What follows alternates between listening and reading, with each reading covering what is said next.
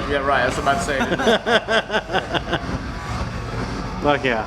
All right. First of all, guys, fucking amazing fucking show tonight. Thank you. Oh my god, dude, you guys are so fucking brutal. Words alone can't describe it, man. Just fucking amazing. It's awesome to hear. I appreciate it. Pleasure to see you guys after all this time. It's you know, it's the first time that I've actually gotten to see you. Really? My band actually almost got to play with you guys until you guys canceled your tour. And something happened. It was going to be in my hometown in the desert there, and they planned it, and all of a sudden it didn't happen. What year was this? Last year. Yeah, I don't know what happened. Something was screwed up on it. We canceled last year. I don't think anything. Unless there was some like... It could have been a conflicting thing. Had it, and then didn't have it. Yeah, I don't know what happened if you guys got on some other package deal or something. Something happened, but I was like, fuck, whatever, you know. We'll get by it. It's cool. So, anyways, though, the most pressing question that's on my mind, and I've just been dwelling over this, it's just is I don't get. Okay, we got skeletons, witches, you know, I mean, scary looking beards, you know, almost a pirate type thing. What the fuck does Disney have against you guys? It won't tell you. I mean, I don't get it. No. You guys have the next in a line of being banned of, you know, metal so bands out there. I think. You're not Disney, so You know, they just won't tell you. They tell you that you're banned, but when you're like, if you try to like seek out like, well, for what reason? They're like, just cut. It's pretty much like dad shit because I said so, and that's all you get. it's just like almost like they randomly pick You know, bands. I don't know, man. You know, I don't know if they went through the lyrics and were like, oh, some of these are a little bit not family oriented. But you know, Cradle of Filth played the fucking same venue. right? Well, that's what I'm saying. And look at the shit that Disney dishes out in movies and crap like that these days. I mean, this is like right up their alley as far as I'm concerned. You know, I mean, for you me, know, man, anyways. the best part about that whole deal was it made for a pretty cool series of press releases. I guess, yeah. I mean, you have to spin that shit into a positive. My first question. Right. So- Dude, yeah, we just had to spin that into a positive. If I had a choice to be banned or played, I would definitely would have played. You know, I mean, this is a great tour for us. I would have been there and I would have knocked it out like normal. But once you hear you get banned, you're like, well, we played a little headliner and a little fucking piece of shit, and you know, we still had something to do that night, but we just had to spin it into a positive, and like you said, dude, it was the first question you had, so mission accomplished. Yeah, Very cool. Hey, fuck them, right?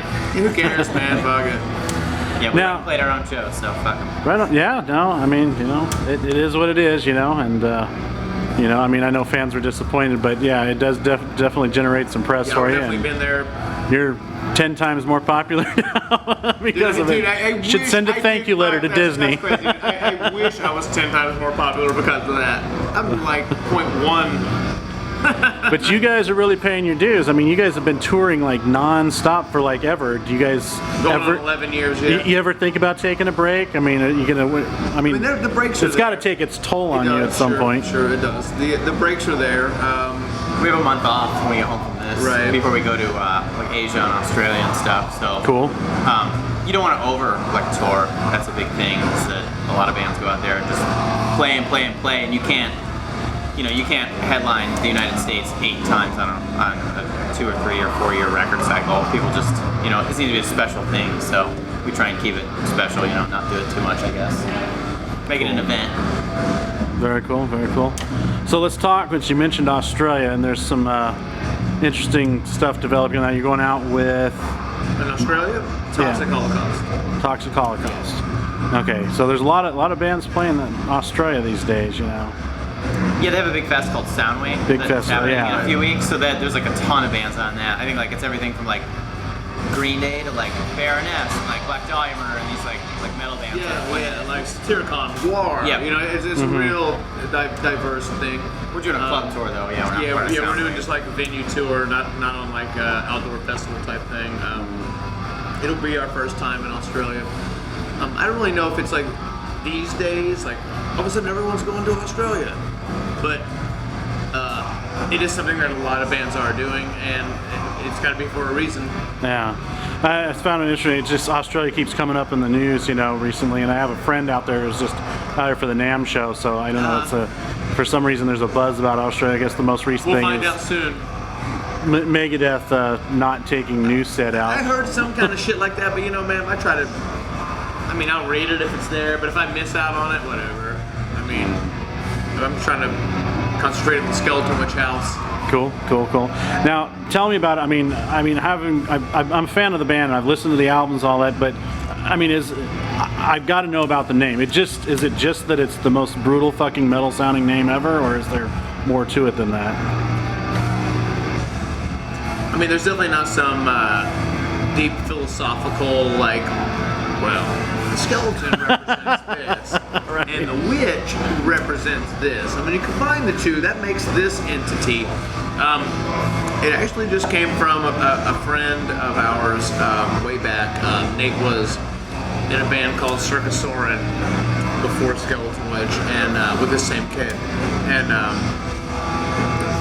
their singer actually drowned in a quarry where we live and where we just where we frequent.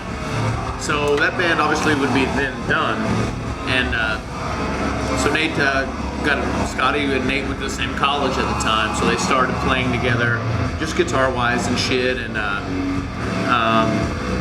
they saw this little kid drummer that was kind of like, the best little drummer in town, and all this shit, and they played a few shows instrumentally, and then it turned into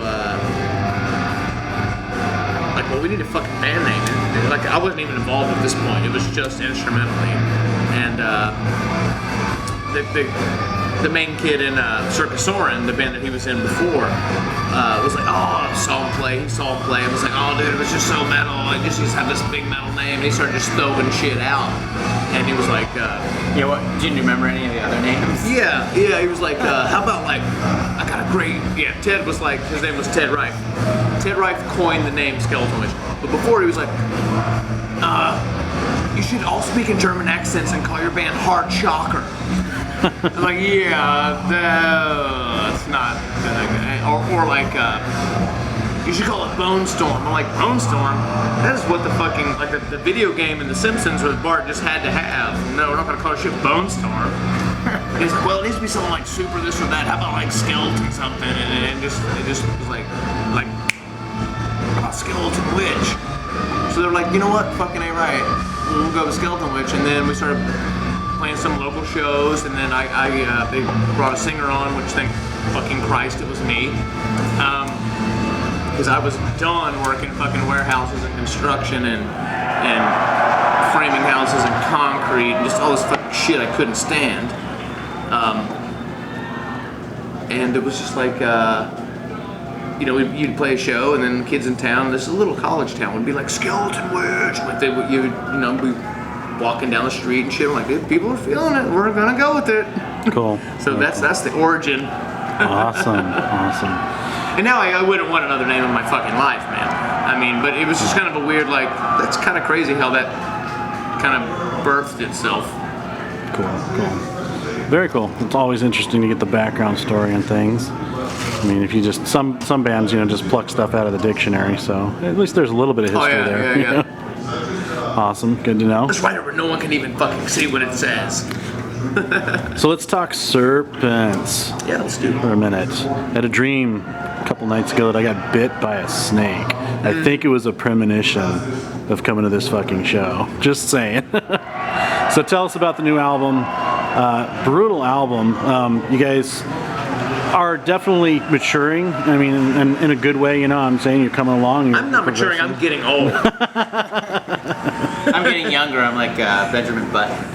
Oh, you're going to... I'm maturing. I'm reverting. I see. Okay. So with this new album, what were you guys hoping to achieve with it? As far as musical direction, lyrical direction, I mean, progression. Just progression. Just straight up progression, man. Not to change what we do or who we are, but to get better at who we are and what we do. That's pretty much it. Yeah, I don't think anybody thought like we need to do this or we need to do that. It's just like you said, like make the best thing you possibly could. And if you think it's progression and people think it's progression, that's awesome because that's that's what we're going for. But no one had a specific plan in mind or anything. I think it was maybe more collaborative this time. It was. Scotty wrote more songs. I wrote some riffs.